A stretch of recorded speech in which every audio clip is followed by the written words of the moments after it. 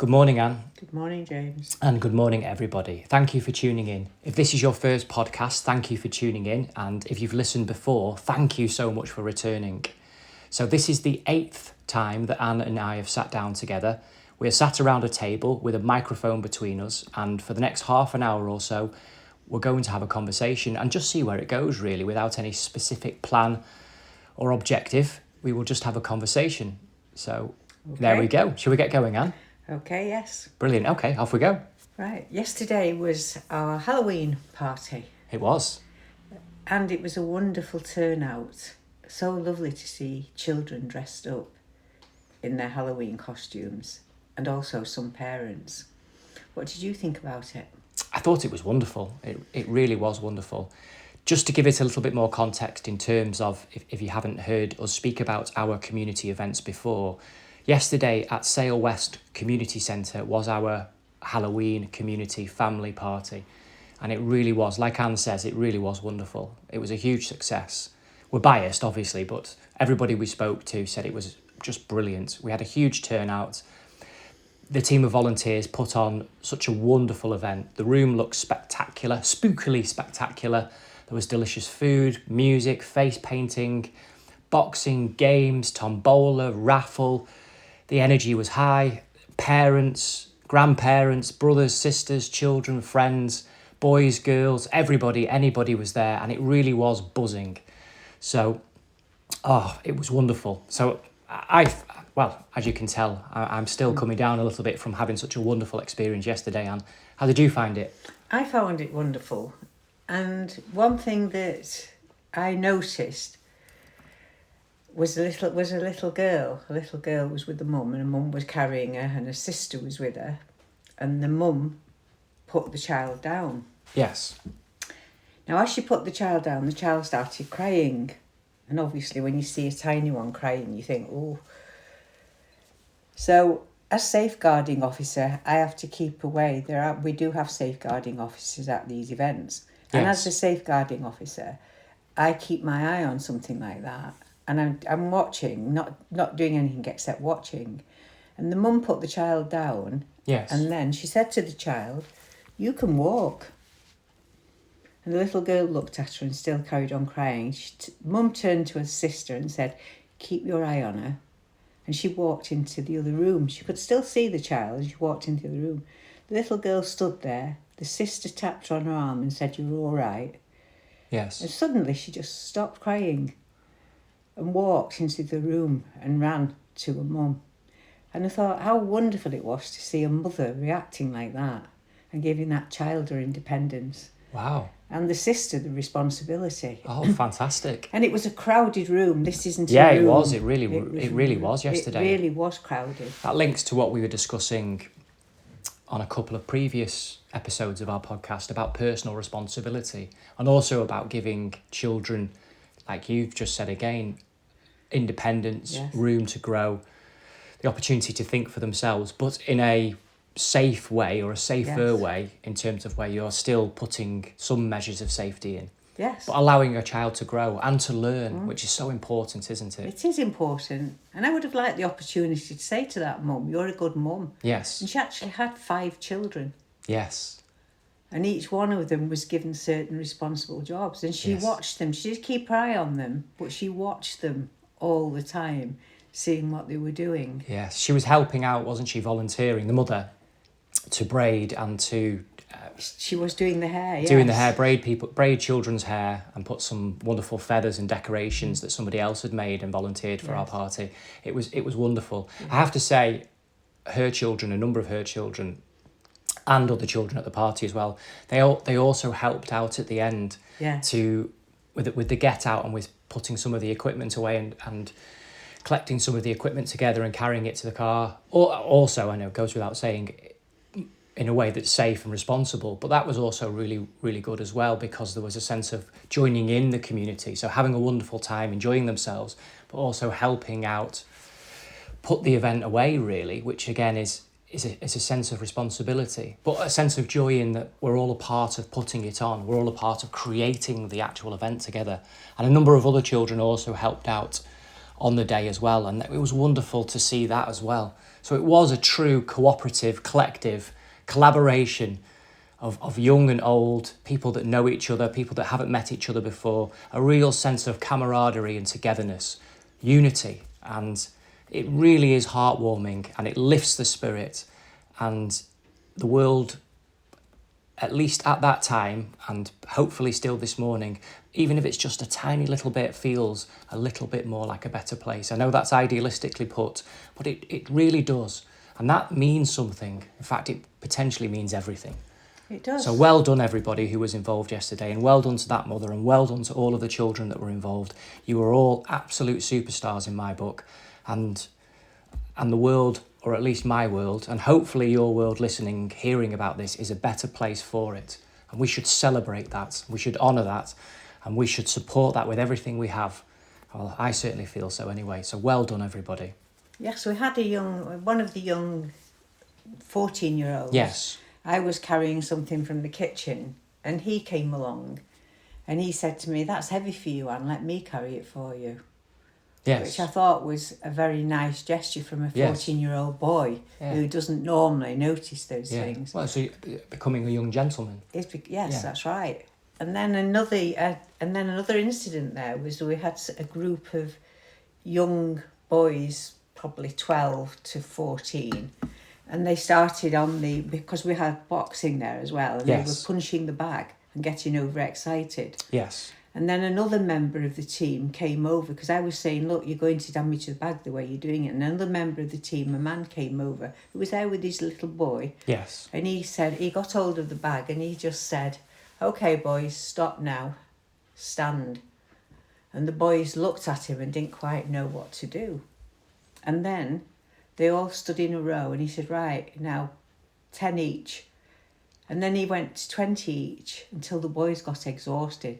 And they soon stopped. Yes. And I thought, what a wonderful way to deal with something. Yes. Where somebody else would go in and start screaming at them and saying, "You shouldn't do that. Yes. Don't be doing it." So I think these events make us learn, don't they, ourselves? Yes, They teach absolutely. us. I mean, that taught me a lesson of how to do something Absolutely. and how to deal with it. Yes, it teaches us all so much. And they're not perfect. I mean, No. we're biased. No. There's still a lot going on that could be different in terms of just general life, but that is life. It's life. People coming together and spending time together, and the organic, natural process that happens on the back of that, with certain things planned, but there's always an element of the unknown. It was just a really good day. And remember, well, I'm saying remember, you know, Anne, but this is a fancy dress party as well, adults included. Yes. And it was lovely to see all of the volunteers who were part of the team. We all dressed up. So we had everything from witches to vampires to even a dinosaur. Pirates. Somebody came in one of those inflatable dinosaurs. We had, with the little arms, I think a Tyrannosaurus Rex.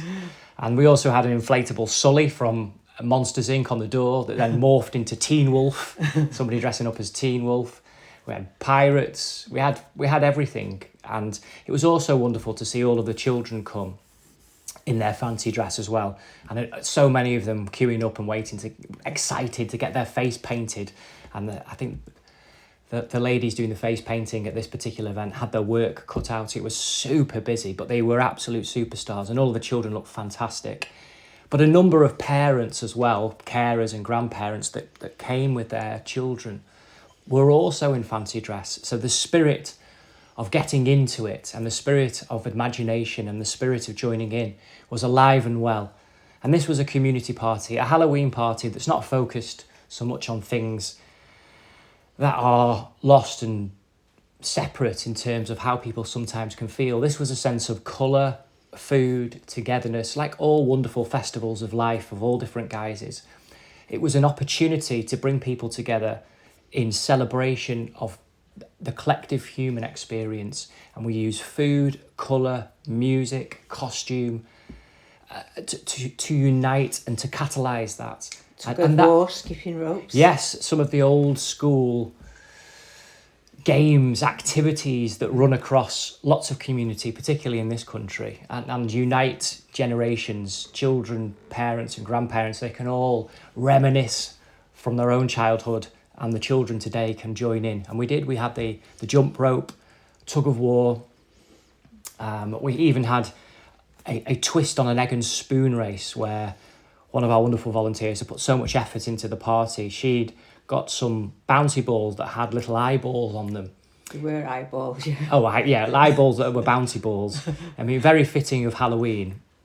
And then we had some spoons, so we were able to line everybody up, the children who were participating, and do a twist on the egg and spoon race, the old classic, with some Halloween buckets and everything. And that was really good to see them concentrating and balancing these. And people going in front of them. People Absolutely. were still walking through the lines. Everybody that cheats and holds it down with their thumb and runs and walks and does everything at the wrong time, and that's just the volunteers. Yes. So it's got all of the wonderful chaos that always happens with a coming together of people. So it was a huge success. And thank you, if you are listening this morning or whenever you're listening this week, and you did attend the event, the party, thank you for doing so. It was wonderful to see you, and it was wonderful to be together. And thank you to everybody. So much work, energy, effort, talent, skill from a group of volunteers before the day in terms of preparing for the event, baking, making, designing, gathering, collecting, flyering, talking. So much energy, effort, talent, skill goes into making it such a passion-filled, successful Halloween family community event. On the actual event day, people turning up to set up the room, to volunteer their time on the day, be on the door, be in the kitchen, take part in the activities, help with the arts and crafts, help with the games and activities, help with the music, help paint faces, braid hair, and also thank you to everybody who helped put away the event, because there's the get in and the get out as well, and a wonderful team effort in terms of constructing, preparing what needs to go into the day, preparing the room, decorating the room, and then also afterwards taking everything down, packing it away, taking it home or putting it in storage. And it really is a team effort. So thank you, team. Thank you to everybody. Well done. Well done. Oh, well, there you go. We're certainly passionate about it, and we are biased about it. We admit that fully. I certainly am. But I'm passionate about bringing people together, and it's such a pleasure and satisfaction to see it come to fruition. It really is. And I hope that you're sensing that this morning, that there is a real sense of joy and enthusiasm and worth in what we've done. And I hope that spills over into all of you, even if you weren't there yesterday. I hope you're getting some of the magic from what we're discussing. It makes me think a little bit, Anne, about when you were growing up, because you've told me a few stories over the years about life when you were growing up as a child. And you've also shared some of those stories through our podcasts.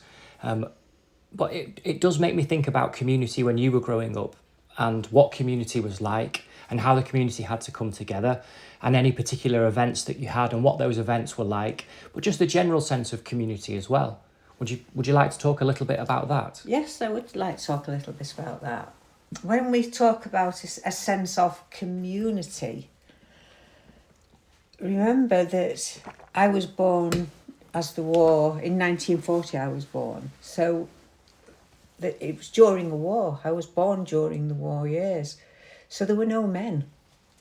Very, very few men around. So because they were at war. They were at war, yes. Young men, yes. Young men. As soon as I was born, my father joined up. As soon as I was born. Because he wouldn't before my mother had me. And then he went off and he was stationed in Palestine. So that happened to a lot of the families. So there were communities of women more than men. Yes. Which is interesting, isn't it? That we don't think about that. We had the older men there who were wardens on the streets. Yes. But community was, the women had to go out to work also. So really, I do wonder, although I wouldn't know because of growing up in it, it was normal to me. Yes. We didn't really have male influences. Okay. So that was different. But parties, we had no food. So parties with no food and food rationed was very, very difficult. But I remember that my mother managed to make a cake, get somewhere and make a cake. Yes. My brother was 2 years younger than me, and my brother and I were going through, looking in the sideboard. We had a sideboard we had a table and a sideboard. That's all we had in the house. And we were going through, looking in the sideboard cupboard, and we saw this cake, and we'd never had cakes. But she somehow, for my birthday, got this cake. Yes. And we took it out and ate it. Right, and okay. put the plate back in the cupboard. And when the party came, this party where my mother and all the family must have put together to buy this special cake, when she opened the door, there was only a tray there with no cake on it because we didn't say anything. So this is a time when there was no cakes or very few cakes because ingredients were rationed, and obviously getting hold of any extra ingredients would be nigh on impossible. Your mother somehow managed to do that for a very special occasion. So this cake, in a sense, was symbolic of something very special. Very special, yeah. And you and your brother ate it, yes. Yeah, so she wasn't very pleased when I can imagine she wasn't yeah. very pleased. And did you enjoy the cake? We loved the cake. Was it worth it? It was well worth it. It was well worth it, yes. Oh, good. Obviously, everything was shared. So Yes. we had more street parties than we had individual parties. Yes, I've seen, So that's the maybe not difference. specifically pictures of yourself, but I imagine a lot of people listening have seen some of the old pictures Yes. of the street parties in the 1940s, certainly in the 1950s and 60s I've seen, of where there's these long row of tables literally down the middle of a street with, I don't know, potentially hundreds of seats. Yeah. All on either side with all the food laid out in the middle and balloons and bunting across the streets and up the lampposts and everybody smiling. And it really does feel wonderfully British, wonderfully together, and a real sense of celebration and community. That's the way it comes across. There's a sense of authenticity in its simplicity because it's literally in the venue where people live, on the street, and it's literally the people coming out of their homes to be together. So it's not removed from the environment of the actual community. And it's basic, and I don't mean that derogatorily. No, very basic. It's basic in Very its basic. beautiful simplicity. I'm going off pictures and stories, but I do think we've lost some of that in the way that we live our life now. I see people, and I've been to some of them, I'm sure some of you listening have as well, where birthday parties now have become this grandiose affair, and it might just be, I'm not saying that birthdays aren't special, but a non-specific milestone. So just a regular birthday. Too and much. Children have Sometimes hundreds of presents. I mean, I'm talking about it in extremes there, but the food is on excess, the balloons are on excess, and it seems to be, I think the sort of the euphemism, sort of how it's described is it's Instagrammable now in terms of it looks good on pictures rather than the actual experience, and we've lost something because of that. That's my feeling anyway. Well, we would have, when we had the parties, as you say, everybody would bring the tables out, but also they'd bring the piano out. If they had a piano in the house, for a they'd bring the sing-song. piano out, so we'd all have a sing-song together. Yes. And then we only had the radio. There was no such thing as television, and the radio, no electric in, none of the houses where I lived had electric. Yes. So there were batteries. The radios were batteries, which you had to take to the bike shop to. You had to take the radio to the bike shop. No, you took the battery to the bike shop. You took the battery to the bike where shop, it had to be filled with acid. Now imagine in this day and age that my mother would say, go and get the battery refilled for the radio. Yes. And when you're carrying it, be careful you don't spill it because it'll burn your legs. Wow. Now you can't imagine that today, that somebody would let a child do that. It probably wouldn't be allowed, to be honest with you. No, they wouldn't. But if you burnt your legs, it was your own fault. You weren't careful. Ah, so things that's interesting. Like, it is interesting. So, but even to get our entertainment, it was hard work. But did you get more out of it because of that? Do you feel that you appreciated it more? I think because that's all we had. And imagine it's a war. So you've got everybody sat round a table listening to the news. Yes. Somebody talking on the radio. And everybody, and you've got all the family and the extended family come in as well, because there must have been a lot of fear as well. I never felt fear. Maybe not as a child, but from a societal point of view. I mean, it wasn't joyful times, was it? Joyful times. Was it joyful times? I think a joyful time for me was my mother would give my brother and I a bottle of water, a glass bottle of water. And she'd give us some money, and we'd go. And this is I would be 6, Jack would be 4, And we would take, with other children, this bottle of water and some bread and jam. Didn't have butter on it, just bread and jam. Yes. And she'd give us some money to go for the train, and we would go from Manchester on the train to Marple. And that felt to us like miles and miles and miles away. Well, it would and we'd be. walk round Marple all day with a glass bottle and this sandwich. Yes. And for us, it was a wonderful adventure. Yes. Wonderful adventure. So it wasn't... So it's a time of more freedom, which is making your paradoxical with the backdrop of the world being at war. I suppose I'm acknowledging for all of those mothers whose sons were away at war, for all of those wives whose husbands were away at war, and for all of the children who were maybe a little bit older, who could comprehend a little bit more about what was going on, that it was a time of fear in that context. I don't mean it negatively. Obviously, there are negative connotations, and I'm not trying to bring it down, but I'm trying to recognise the stoic spirit as well, the strength that was needed to come together in that level of camaraderie and cooperative nature. For the true sense of community would have had to overcome so much fear and doubt within people, and it really is a strength. The strength was the women. The strength was the mothers who didn't make the children frightened. Yes, that's what I'm talking about. The mother in a positive context, that's what I mean. The strength was your mother didn't tell you your dad could die. Yes, so it was that stoicism, that sense of real togetherness. But remember when the telegram came in the street, the telegram boy would ride down the street on his bike. Everybody came to the door and would stand and wait. Yes. Because was it their door? Yes. Because that telegram boy was telling you that somebody was dead. So everybody would be out, not breathing. Yes. So I felt that. I did feel that strongly. Yes. But you don't really know what you're feeling. But you were a child. Lots of other people weren't children. I know, but so all those women were there ready to support whoever that telegram was going to. Yes. And that sort of thing. Yes, and that's what I mean. Terrifying. I'm agreeing with you that the true sense of togetherness, the human goodness, the human spirit came together. Yes. And it's often made into television programmes and films now that celebrate that. Don't feel it. That unity. Yes. That greatest generation. But in actual feeling, it really is impressive. And it really speaks to the best of humanity at the same time of what was being outplayed with the worst of humanity. And everybody was a part of that. The world was at war.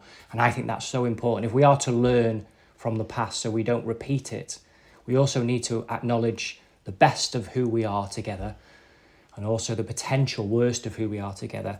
And if we are going to learn, we have to feel it as best we can.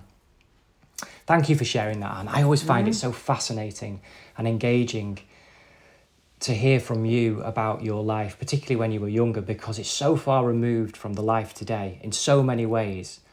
And that's good in certain ways, but I do think we've lost a certain deep feeling for each other in collective, not necessarily you listening, but sort of as a collective. Society really has broken down.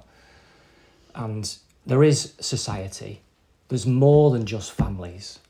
We are one unified group of people. And if we stand by each other, and if we speak up for each other, and if we console each other, and if we're prepared to live and breathe and support each other through our darkest days, we will always have hope. We will always have hope. And that's so important. And that provides faith for today in a better tomorrow. And what is the fuel of community? What is the fuel of unity? What's it for? And you're right. Often it is the women in the community that provide that strength.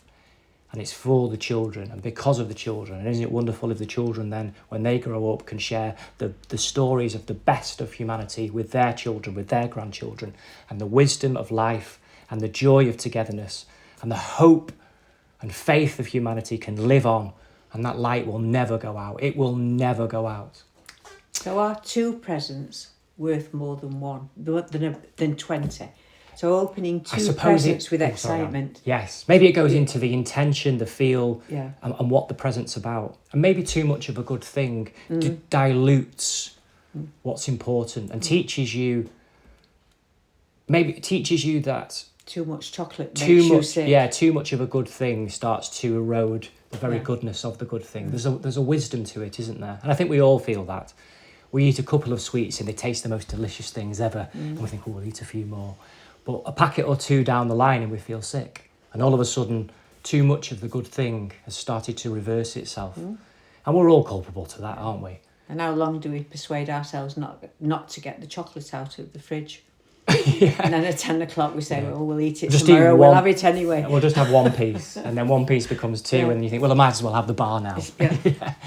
Oh, I have to say, just to finish up this morning, Anne, that the response from our last podcast has been particularly strong in terms of how people have felt about it.